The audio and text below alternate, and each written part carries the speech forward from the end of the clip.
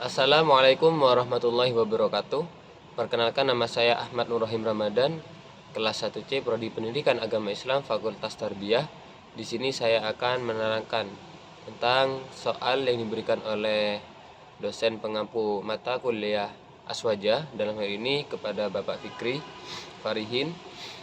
Jadi yang pertama, golongan Aswaja yang seperti apakah yang menurut kita Aswaja Ahlussunnah wal Jamaah, karena semua mengatasnamakan mereka Aswaja. Jadi Aswaja adalah golongan yang mana mengikuti sunnah-sunnah Nabi dari perkataan, perbuatan maupun perilaku atau ketetapan Kanjeng Nabi, yaitu dan tidak membuat hal-hal yang baru. Dalam hal ini seperti aliran-aliran lain kayak Syiah, adanya nikah mut'ah, adanya syahadat yang ketiga kepada Ali, dan adanya penambahan adzan dan iqamah dan lain sebagainya. Hal ini tidak diperkenankan karena dilarang oleh Allah Subhanahu wa taala, dan dilarang oleh Nabi Muhammad SAW, kecuali mengada-ada atau membuat hal yang baru yang diperbolehkan oleh agama. Terus dibenarkan apa tidak ketika kita tidak mengakui kekhalifahan ketiga khalifah, yaitu Abu Bakar, Umar, dan Utsman. Menurut saya harus diakui karena hal itu adalah hasil musyawarah antara sahabat, dan pemilihan Abu Bakar merupakan hal yang langsung dipilih oleh Kanjeng Nabi Muhammad SAW. Dan seterusnya kepada Abu Bakar, Umar, dan Utsman kita harus mengakuinya. Ali pun juga, jangan seperti Syiah, kita hanya mengakui bahwasanya Ali adalah khalifah yang sah ketika Kanjeng Nabi Muhammad SAW wafat. Selanjutnya, dasar akidah Ahlussunnah wal Jamaah itu apa saja? Yang pertama, Al-Quran. Jelas Al-Quran menjadi sumber hukum yang pertama. Yang kedua adalah As-Sunnah atau hadis yang bersumber dari Kanjeng Nabi Muhammad SAW, baik ketetapan, perbuatan, perkataan. Selanjutnya adalah ijma, yaitu kesepakatan para sahabat. Hal ini seperti dilakukannya kesepakatan sholat tarawih 20 rakaat pada masa itu. Umar bin Khattab menyatukan seluruh sahabat dan melaksanakan 20 rakaat, tidak seperti Kanjeng Nabi melaksanakan 8 rakaat. Jadi ijma merupakan salah satu hukum ketiga dasar akidah Ahlussunnah wal Jamaah, yaitu yang selanjutnya adalah qiyas. Selanjutnya saya akan menjawab soal nomor 2 tentang menjelaskan masing-masing aliran dan kebenarannya maupun kesesatannya, dan juga menjelaskan latar belakang munculnya. Yang pertama adalah Syiah. Syiah menurut saya adalah aliran yang sesat. Karena kenapa? Syiah merupakan salah satu aliran yang ekstrim dalam ajaran atau doktrin yang diberikan kepada umatnya. Salah satunya adalah yang saya terangkan tadi, adalah nikah mut'ah, ada dosa imam yang dalam hal ini diampuni, tidak ada dosa, dia bersih seperti bayi sama Kanjeng Nabi. Dia mengakui dan meyakini hal tersebut, padahal selain Kanjeng Nabi Muhammad tidak ada dosa kecil dan besar yang tidak luput dari semua perbuatan manusia. Karena Syiah ini terlalu mengagukan Ali bin Abi Thalib, juga itu merupakan salah satu dasar kenapa saya membilangkan ini sesat dan tidak mengakui kekhalifahan Abu Bakar, Umar, dan Utsman. Aliran ini muncul ketika terjadinya perang Siffin antara kubu Ali bin Abi Thalib dan Muawiyah bin Abi Sufyan. Pada masa itu terjadinya perdamaian antara kedua belah pihak karena Muawiyah pada saat itu hampir kalah dan mengajak untuk berdamai, lalu Ali bin Abi Thalib mensepakati hal tersebut. Dalam hal ini terpecahlah kedua golongan Ali, ada yang tidak setuju, ada yang setuju. Jadi yang setuju adalah Syiah ini, yang setuju dikarenakannya pendapat Ali tentang perdamaian tersebut. Kedua adalah Khawarij. Khawarij saya bilang sesat karena tidak mempercayai kepemimpinan Ali bin Abi Thalib, dan terdapat ada ajaran yang dilarang oleh agama seperti meyakini Allah bersifat di arsy dan tidak mengimani azab kubur. Aliran ini muncul ketika perang Siffin antara kubu Ali bin Abi Thalib dan Muawiyah bin Abi Sufyan. Aliran Khawarij ini merupakan aliran yang tidak setuju karena keputusan Ali tentang untuk berdamai antara Muawiyah dan kubu Ali. Selanjutnya adalah aliran Mu'tazilah. Aliran Mu'tazilah saya ini bilang tidak terlalu sesat ya, karena dalam aliran ini tidak ada ajaran-ajaran yang menyimpang yang dilarang oleh agama. Cuman aliran ini terlalu mengedepankan akal dibanding dasar hukum atau dalil nakli. Mereka selalu mengedepankan rasio. Jadi hal ini yang merupakan salah satu kenapa aliran ini sedikit dibilang sesat, karena sesuatu harus diambil dari sumber hukum yang pertama yaitu Al-Quran, yang kedua sunnah, yang ketiga ijma, baru akal. Namun aliran ini selalu mengedepankan akal daripada ketiga sumber hukum yang pertama. Aliran ini muncul ketika di mana terjadinya perang antara Muawiyah bin Abi Sufyan dan terpecahnya kubu Ali menjadi Syiah dan Khawarij. Lalu Mu'tazilah ini muncul tidak mendukung kedua-duanya. Jadi mereka adalah golongan yang diam dan mengasingkan diri. Jadi aliran ini muncul karena mengasingkan diri antara kubu Khawarij dan selanjutnya adalah aliran Wahabi. Saya bilang aliran ini adalah aliran yang sesat karena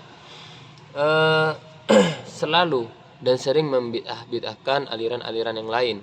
Mereka tidak percaya adanya bid'ah hasanah. Semua bid'ah itu adalah sesat dan menyesatkan karena dia berdasarkan semua yang dilakukan atau semua yang tidak dilakukan oleh Kanjeng Nabi merupakan hal yang sesat.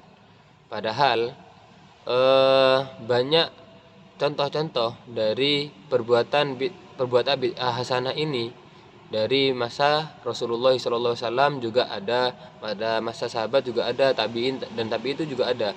Tapi Wahabi ini tidak mengakui adanya bid'ah hasanah. Yang kedua, saya bilang sesat kenapa adalah alasan yang kedua ini, mereka selalu mengkafir-kafirkan aliran-aliran yang lain, merasa paling benar sendiri di alirannya tersendiri. Aliran ini muncul ketika pada masanya menurut banyak umat manusia yang melakukan kesyirikan. Jadi mereka pikirkan untuk membuat suatu aliran yang mana untuk menolong orang-orang yang dalam hal tersebut melakukan syirik, perbuatan syirik. Selanjutnya aliran Ikhwanul Muslimin. Aliran ini menurut saya tidak sesat karena dimana salah satu misi dari aliran ini adalah untuk menyatukan seluruh umat manusia. Berbeda dengan aliran-aliran yang lain yang saya sebutkan tadi, Wahabi, dia malah mengkafirkan orang yang melakukan bid'ah dan melakukan kemaksiatan. Namun Ikhwanul Muslimin ini tidak, dia mempunyai salah satu jargon, yaitu kami adalah bersaudara yang akan bekerja sama untuk mengabdi kepada Islam. Kami adalah Ikhwanul Muslimin, artinya adalah kami adalah saudara, persaudaraan sesama muslim. Jadi ini merupakan salah satu misi terbesar dari ajaran Ikhwanul Muslimin. Tidak ada ajaran yang menyimpang dari aliran ini. Aliran ini muncul ketika para pendiri organisasi Hafidz Abdul Hamid dan Ahmad Al-Misri, Fuad Ibrahim Abdurrahman Hasbullah dan Ismail Is dan Zaki Al-Maghribi untuk mendirikan di kota ini pada tahun 1928 di kota Islamiyah. Selanjutnya adalah aliran Hizbut Tahrir. Hizbut Tahrir ini aliran yang tidak sesat menurut saya. Cuman aliran ini tidak pantas berada di negara kita, negara Republik Indonesia. Karena kenapa? Ideologi dari negara kita adalah Pancasila, NKRI, Undang-Undang Dasar 45 dan Bhinneka Tunggal Ika. Namun Hizbut Tahrir ini mempunyai misi untuk mendirikan suatu negara Islam yang bersumber hukum dengan syariat-syariat Islam, tidak menggunakan undang-undang dasar. Hal ini tidak cocok dengan posisi Indonesia yang mana mempunyai beragam agama seperti Kristen, Islam, Kristen, Islam, Hindu, Buddha, Konghucu dan lain sebagainya. Aliran ini muncul karena ingin membentuk hukum-hukum Islam yang sesuai dengan syar'i, di mana pada masa itu terjadinya kelonggaran terhadap hukum-hukum Islam. Selanjutnya adalah aliran Jamaah Tabligh. Menurut saya aliran ini tidak sesat dalam ajarannya. Mereka mempunyai misi dakwah untuk berdakwah ke umat-umat muslim di dunia. Namun yang salah pada aliran ini adalah mereka berdakwah ke seluruh kota maupun luar negeri untuk berdakwah. Hal ini menyebabkan ditinggalkannya sanak keluarga dan anak-anak mereka. Ini yang salah ketika ajaran tersebut dan berdakwah ke luar negeri. Aliran ini muncul berawal dari inisiatif Syekh Maulana Ilyas pada tahun 1925 di India.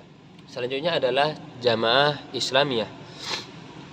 Jamaah Islamiyah kurang tepat jika berada di Indonesia. Karena kenapa?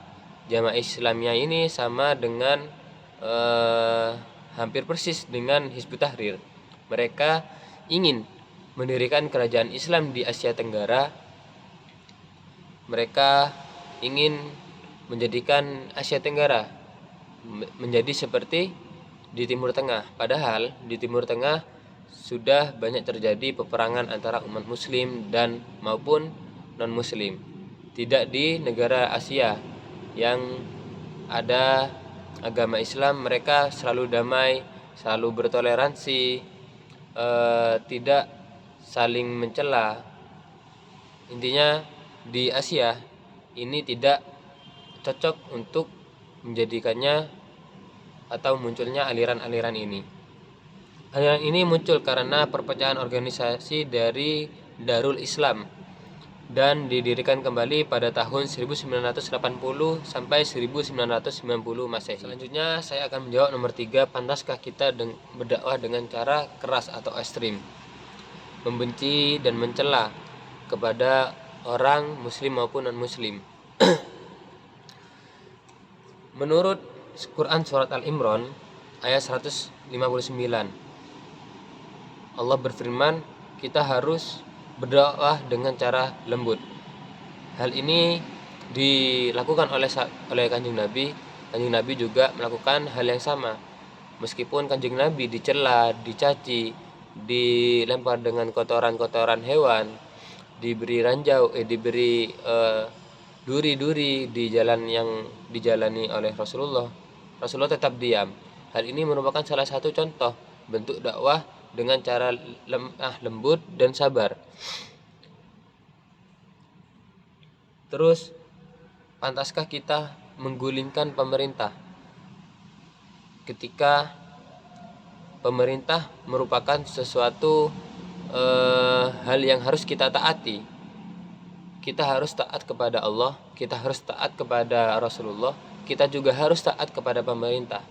Dalam hal tanda kutip, jika pemerintah melakukan sesuatu yang salah atau menyimpang, baru kita tidak boleh ikut melaksanakan apa yang pemerintah lakukan, pemerintah perintahkan. Jadi kita juga harus patuh dan patuh terhadap pemerintah. Selanjutnya, metode dakwah dengan cara keras, membenci, mencaci, tidak akan membuat hati seorang non-muslim ini tersentuh. Mereka akan berpikiran bahwa sebelum mereka masuk saja mereka sudah dicaci, diberi tentang ini loh, ketika orang kafir yang tidak masuk Islam ini dosa-dosanya seperti ini, melakukan zina seperti ini, mereka sudah takut duluan.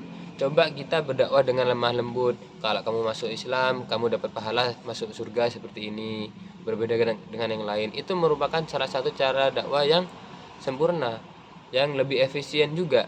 Umat manusia yang non muslim terutama, mereka juga akan tersentuh dengan adanya dakwah yang lemah lembut dibandingkan dakwah yang ekstrim. Selanjutnya saya akan menjawab soal nomor 4, apa yang saya ketahui tentang Nahdlatul Ulama. Nahdlatul Ulama ini artinya adalah perkumpulan para kiai, para ulama. Nahdlatul Ulama didirikan pada tanggal 31 Januari 1928. Dalam hal ini didirikan oleh Kiai Haji Hasyim Asy'ari di kota Surabaya. Tujuan dari didirikannya organisasi ini adalah berlakunya ajaran Islam yang menganutkan pemahaman Ahlus Sunnah wal Jamaah, bermadhabkan Asy'ariyah, untuk terwujudnya tatanan masyarakat yang berkeadilan dalam kemaslahatan, kesejahteraan umat, dan demi terciptanya rahmat bagi semesta. Latar belakangnya munculnya Nahdlatul Ulama, organisasi ini adalah untuk mengumpulkan para kiai-kiai Nusantara. Itu yang pertama. Yang kedua, latar belakangnya adalah untuk membasmi atau memberantas aliran-aliran yang menyimpang seperti aliran Wahabi, Syiah, dan lain sebagainya. Karena pada masa itu banyak aliran-aliran yang masuk yang di Indonesia, tapi aliran ini menyimpang dari ajaran Ahlussunnah wal Jamaah. Yang ketiga adalah dalam rangka reformasi kemerdekaan. Kita tahu pada tahun 1928 ini adalah masa-masa di mana kita masih memperjuangkan kemerdekaan Republik Indonesia. Selanjutnya kita akan membahas tentang bid'ah, karena terjadinya perdebatan tentang hal ini. Sebelum itu kita harus mengenal terlebih dahulu apa arti atau definisi bid'ah itu apa. Bid'ah adalah segala sesuatu tindakan yang baru yang tidak pernah dilakukan oleh Kanjeng Nabi Muhammad SAW. Apakah semua yang tidak dilakukan oleh Nabi Muhammad SAW ini bid'ah? Bid'ah ini dibagi menjadi dua, yaitu bid'ah hasanah dan bid'ah madmumah. Bid'ah hasanah adalah bid'ah yang baik, bid'ah madmumah adalah bid'ah yang tercela. Terdapat sesuatu peristiwa dalam hal ini pada masa Kanjeng Nabi. Suatu ketika ada sahabat yang membaca kabira walhamdulillahi katsira wa subhanallahi bukratan wa asila dan seterusnya. Selesai sholat, Kanjeng Nabi bertanya, siapa yang membaca doa tersebut barusan? Ada sahabat yang berdiri, lalu Nabi Muhammad menjawab dan berkata, sesungguhnya al-arsy langit membuka dengan doa tersebut, dengan adanya doa tersebut.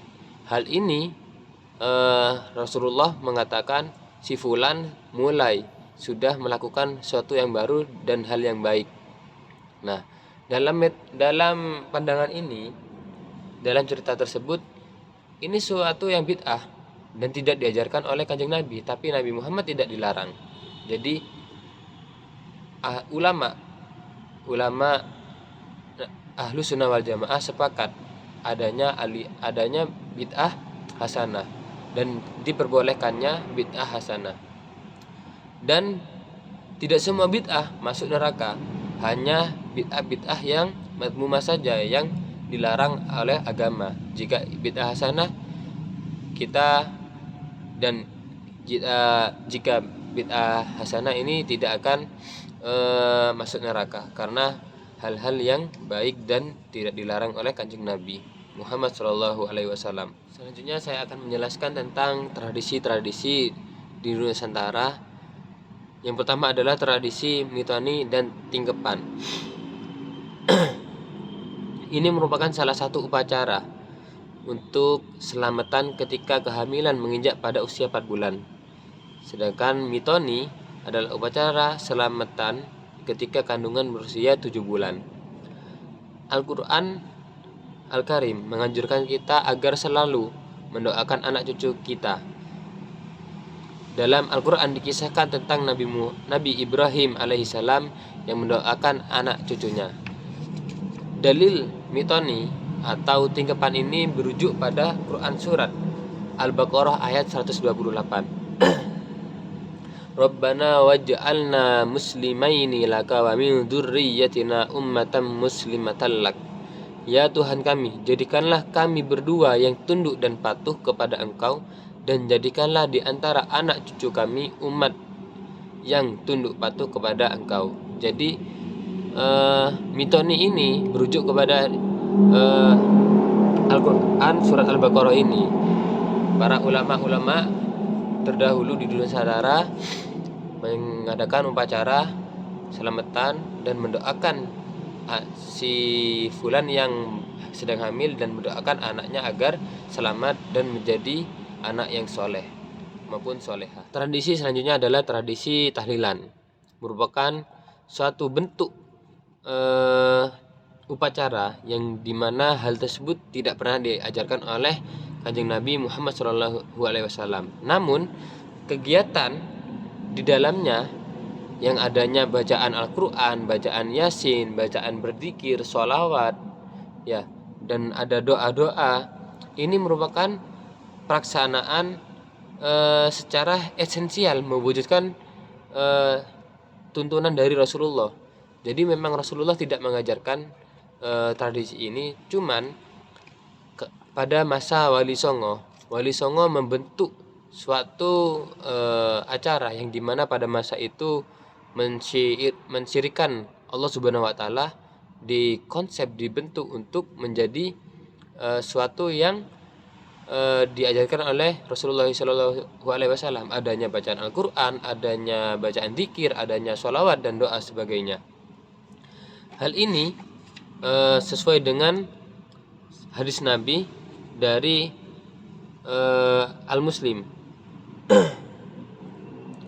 An Abi Sa'idin Al-Khudri qala Rasulullah sallallahu alaihi wasallam la yaq'udu qaumun yadhkuruna Allah azza wa jalla illa haffathum al-malaika wa ghashiyatuhumur rahmah wa nazalat alaihimus sakinah wa dzakarahumullahu fi man indah. Rasulullah bersabda, tidaklah berkumpul suatu kaum sambil berzikir kepada Allah Subhanahu wa Ta'ala kecuali mereka akan dikelilingi malaikat dan Allah akan memberikan rahmatnya kepada mereka, memberikan ketenangan hati dan memujinya di hadapan makhluk yang ada di sisinya. Hal ini menjadikan satu rujukan kenapa pada masa Wali Songo dibentuknya konsep upacara tahlilan ini. Ini merupakan kegiatan di mana ketika adanya orang yang meninggal, kita mendoakan orang yang meninggal, kita menghadiahkan bacaan Al-Quran, bacaan sholawat, zikir untuk kepada si orang yang telah meninggal ini. Selanjutnya ada tradisi 7 hari kematian, yaitu ada 40 harian, ada selamatan 100 hari, 1000 hari. Hal ini merupakan suatu kegiatan di mana tuan rumah ingin mendoakan kepada orang yang meninggal, mengundang para saudara, para tetangga-tetangganya untuk ikut mendoakan si orang yang telah meninggal ini. Dari asar riwayat ulama salaf berkata, An Sufyan qala Tawusu innal mauta yuftanuna fi kuburihim sab'an fakanu yastahibbuna ayyut'ama anhum tilkal ayyam. Dari Sofyan berkata, Imam Tawus berkata, sesungguhnya orang yang meninggal akan diuji di dalam kubur selama 7 hari. Oleh karena itu, mereka kaum salaf menganjurkan bersedekah makanan untuk keluarga yang meninggal selama 7 hari tersebut. Jadi, kenapa diadakannya acara tahlilan dari hari pertama, kedua, ketiga, sampai ke-7, 40, 100, dan 1000.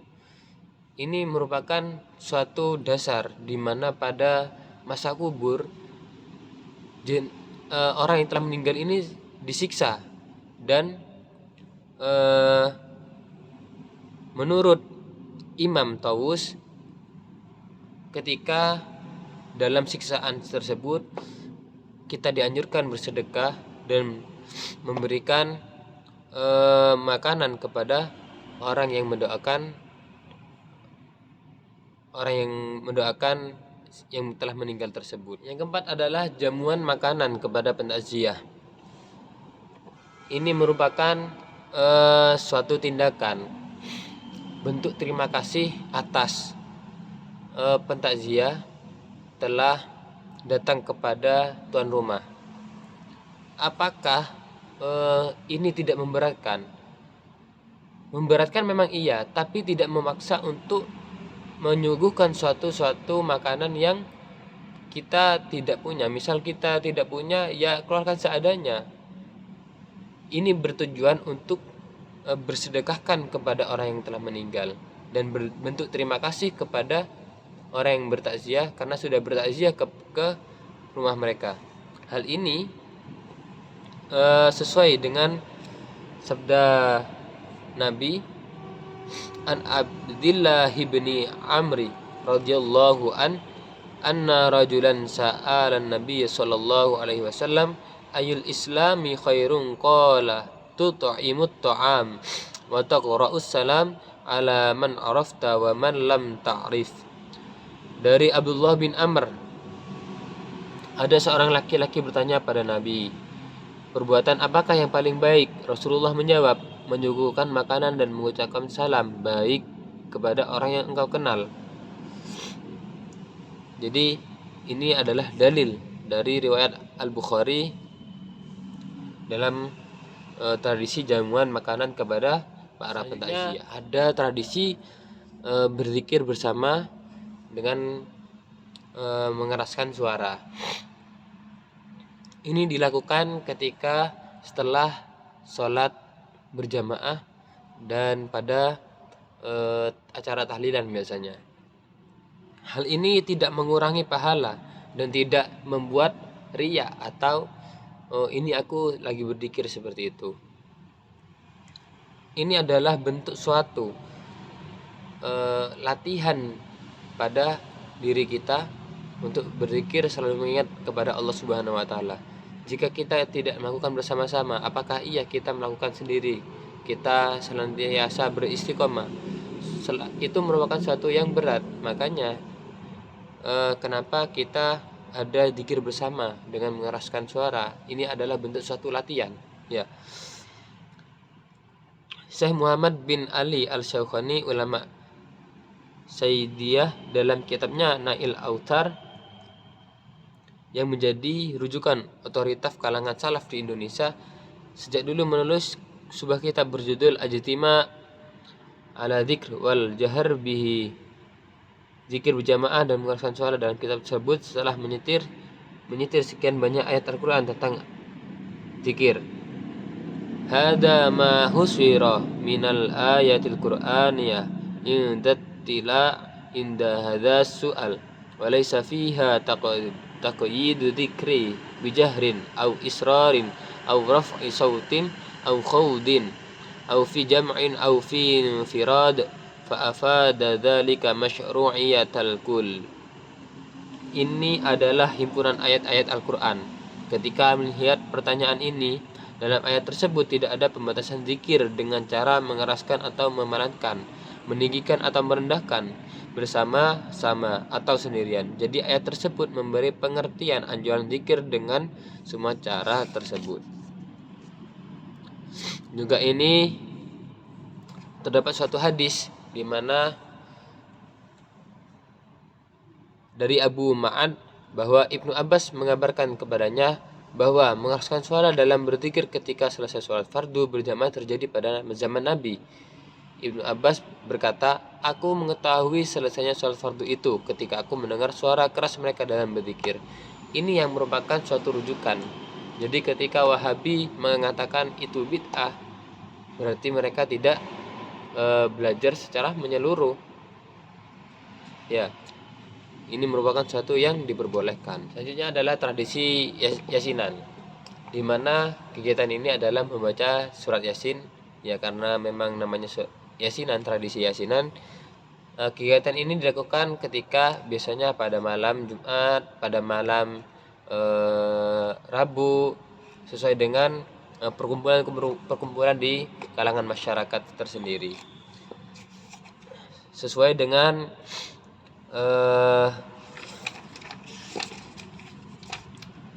hadis dari Syekh Ibnu Taimiyah Al-Harrani dalam tafsirnya, an Abi Hurairah radhiyallahu yaqul qala Rasulullah man qara'a Yasin fi lailatin asbah maghfuran lahu isnadun jayyidun.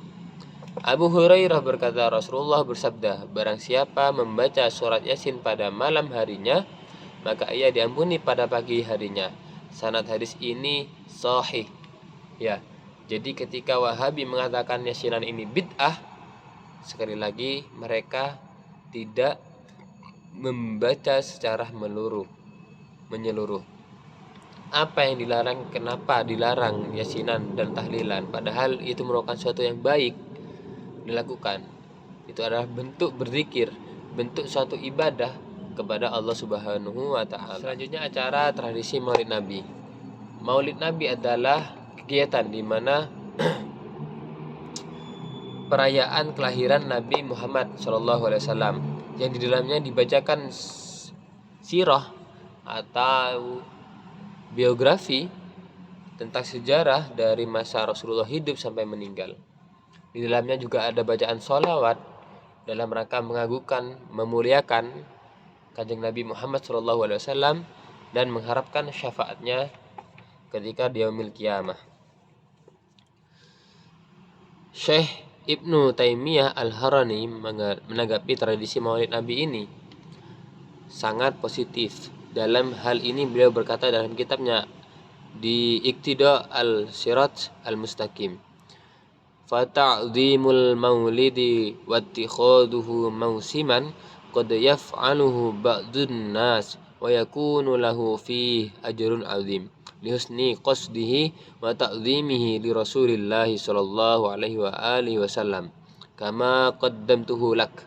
Jadi mengagungkan Maulid Nabi dan menjadikannya sebagai tradisi tidak jarang dilakukan oleh sebagian orang, dan ia memperoleh pahala yang sangat besar karena tujuannya yang sangat baik serta sikapnya yang mengagungkan Rasulullah Shallallahu Alaihi Wasallam, sebagaimana telah aku jelaskan sebelumnya. Ya, jadi kenapa dan apa yang dilarang? Kenapa kok dilarang Maulid Nabi oleh Wahabi? Padahal kita ingin mengingat Kanjeng Nabi, ingin tahu tentang kisah biografi dari masa hidup sampai wafat, ingin tahu sirah beliau, dan ingin membaca sholawat kepada beliau secara bersama-sama, ingin mendapatkan syafaat dari beliau. Apa yang dilarang? Ini merupakan hal yang baik, suatu bentuk kemuliaan, penghormatan kepada Nabi Muhammad SAW. Jadi sekali lagi, ini merupakan hal yang baik, bukan hal bid'ah yang mazmumah. Ini adalah bid'ah yang hasanah. Allah Subhanahu wa taala, baik malaikat pun juga bersolawat kepada Nabi Muhammad SAW. Alam semesta, seluruh alam semesta ini tidak akan terciptanya jika tidak ada nur cahaya Nabi Muhammad. Ini aja nurnya saja, belum orangnya atau wujudnya. Nurnya saja sudah seperti ini ya. Jadi kita membaca sholawat itu adalah bentuk terima kasih. Kalau gak ada Kanjeng Nabi ya juga gak ada kita di alam semesta ini. Jadi adalah suatu kewajiban yang harus kita lakukan ketika kita harus juga bersolawat kepada Nabi Muhammad SAW. Tradisi selanjutnya adalah acara tradisi manakib dan haul. Manakib dan haul adalah upacara pembacaan biografi dan keutamaan para wali secara yang menjadi panutan umat. Dalam acara tersebut juga diselingi dengan bacaan Al-Fatihah, ayat Al-Quran, aneka zikir, lalu pahalanya dihadiahkan kepada wali yang bersangkutan. Dalam tradisi ini kita ingin berwasilah kepada beliau-beliau para ulama kekasih Allah. Dengan perantaranya semoga kita juga menjadi orang yang beruntung. Jadi kita juga bisa diampuni dengan perantaranya beliau. Dalam riwayat Al-Imam Hafiz Abu Nuaim an Abi Muhammad Hasan qala sami'tu banu Uyainah yaqulu inda dzikri sholihin tanzilur rahmah. Muhammad bin Hasan berkata, aku mendengar Sufyan bin Uyainah berkata, ketika orang-orang salih dikenang maka rahmat Allah akan turun. Jadi sesuai dengan yang saya katakan, ketika kita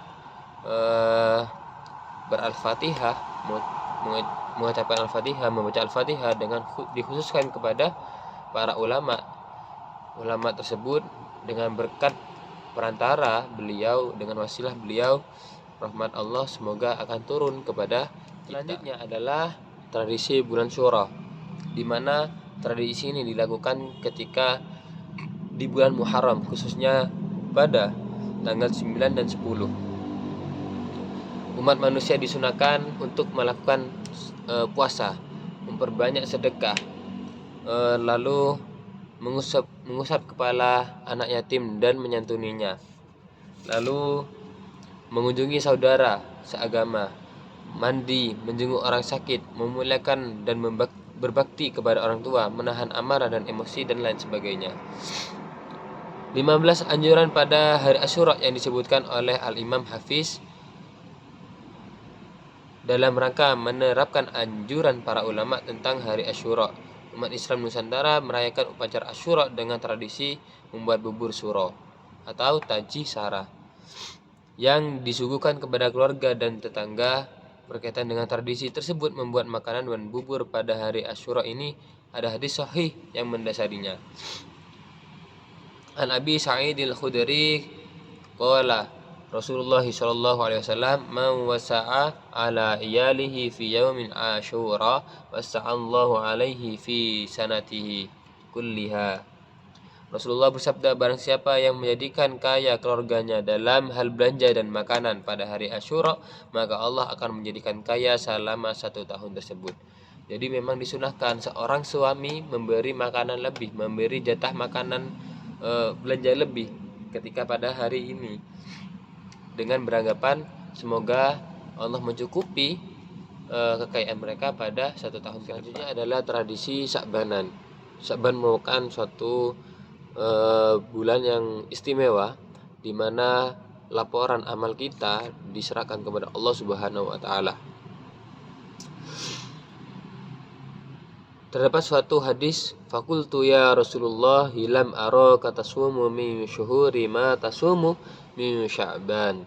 Qala dzaka syahrun yaghfal nas anhu baina Rajab wa Ramadan wa huwa syahrun turfa'ul a'mal fihi ila rabbil alamin azza wa jalla fa uhibbu ayyufra'a amali wa ana shaim. Ya, jadi pada hadis ini diterangkan ketika di mana Rasulullah ketika itu berpuasa dan mengatakan semua orang lupa terhadap bulan ini karena saking istimewanya bulan Rajab dan bulan Sya'ban. Lalu Rasulullah berpuasa agar penutupan dari laporan kegiatan amal kita, perbuatan amal kita itu hal yang baik. Ini dianjurkan oleh Nabi Muhammad SAW. Yang selanjutnya adalah ruahan, memperbanyak sedekah, sehingga bulan ini disebut dengan bulan ruah, ya, atau bulan Rebe. para ulama juga menganjurkan agar kita memperbanyak sedekah. Al-Hafiz An-Nawawi, para ulama berkata disunahkan memperbanyak sedekah kita menghadapi urusan-urusan yang penting. Juga pada bulan ini, bulan Sya'ban, kita juga sering melakukan ziarah kubur atau nyadran. Rasulullah juga berziarah ke makam para sahabat di Baqi pada malam nisfu Sya'ban. Ini sesuai dengan hadis Nabi yang mana Aisyah taqala faqadatul lati sallallahu alaihi wasallam fa kharajtu fa idza huwa bil fai'i rafi'an ra'sahu ila sama faqala kunti yakhfina ay yakhifallahu alaika wa rasuluhu faqultu ya Rasulullah dhanantu annaka ataita ya'dur isaika faqala innallaha tabaraka wa ta'ala yanzilu laila nisfu min sya'ban ila sama'id dunya fayawfiru la aktsara min adi syai'i ghanimin kalbin. Jadi Aisyah berkata, aku kehilangan Nabi, lalu aku keluar mencarinya. Ternyata beliau di makam Baqi sedang mengangkat kepalanya ke langit. Beliau berkata, apakah kamu khawatir Allah dan Rasulullah berbuat sewenang-wenang kepadamu? Aku menjawab, wahai Rasulullah, aku mengira engkau mendatangi sebagian istri-istrimu. Lalu Nabi bersabda, sesungguhnya Allah turun pada malam nisfu Sya'ban ke langit dunia, lalu mengampuni orang-orang yang jumlahnya melebihi jumlah bulu-bulu kambing suku Kalb. Hadis ini diriwayatkan oleh Imam Ahmad Al-Tirmizi. Selanjutnya adalah tradisi istighosah dan tawasul.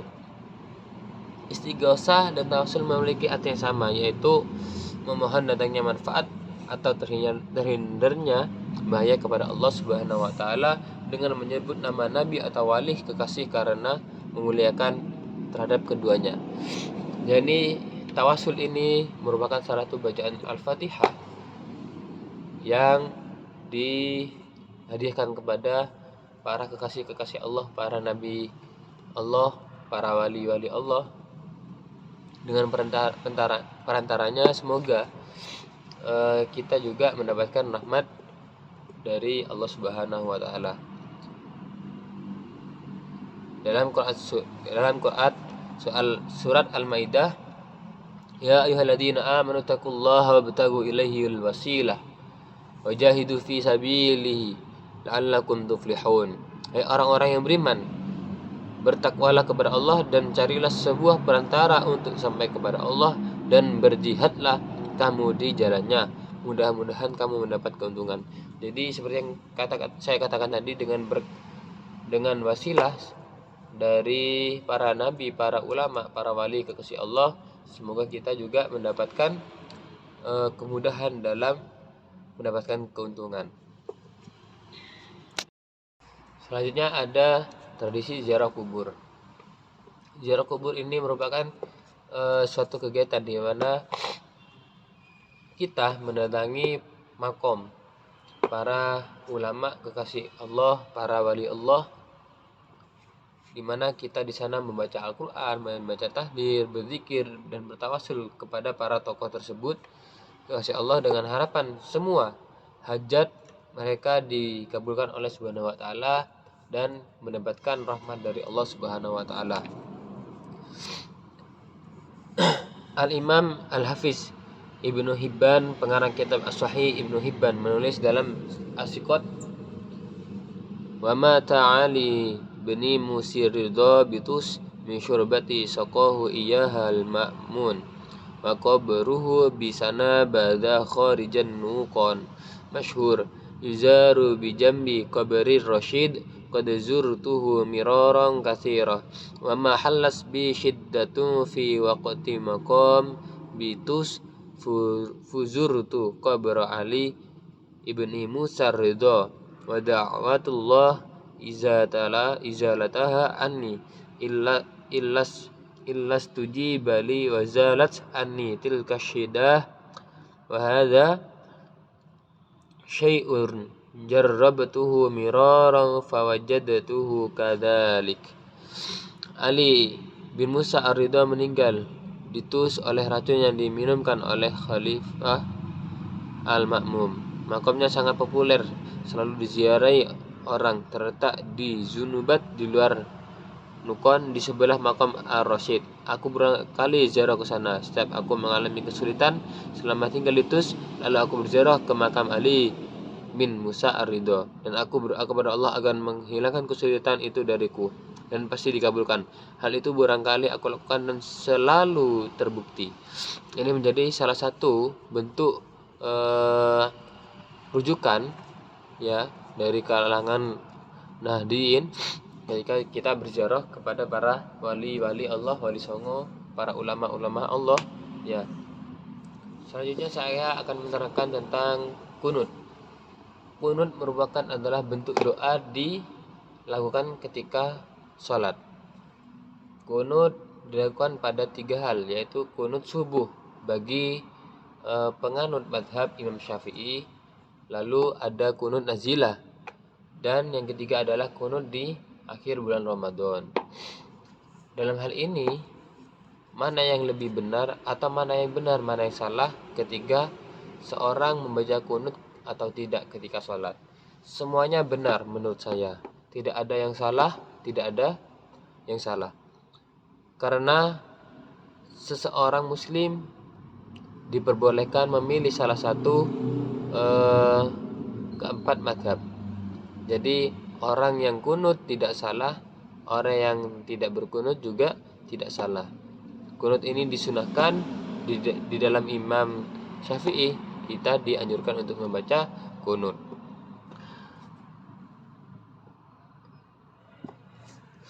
Dalil tentang kunut ulama madhab Syafi'i, Muhammad qala kulnu li'ans hal qanata Rasulullah sallallahu alaihi wasallam fi salati subhi qala na'am ba'da ruku' yasiran.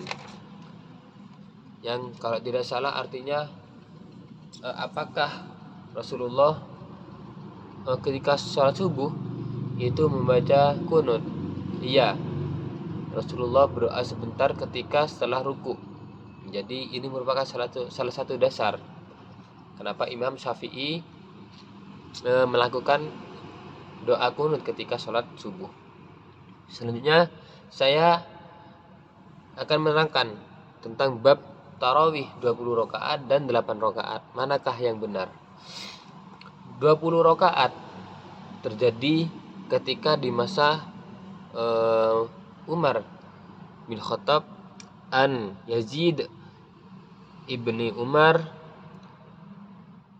qala kana an-nasu yaqru maruna fi zamani Umar radhiyallahu an fi Ramadan bi 23 rakaatan.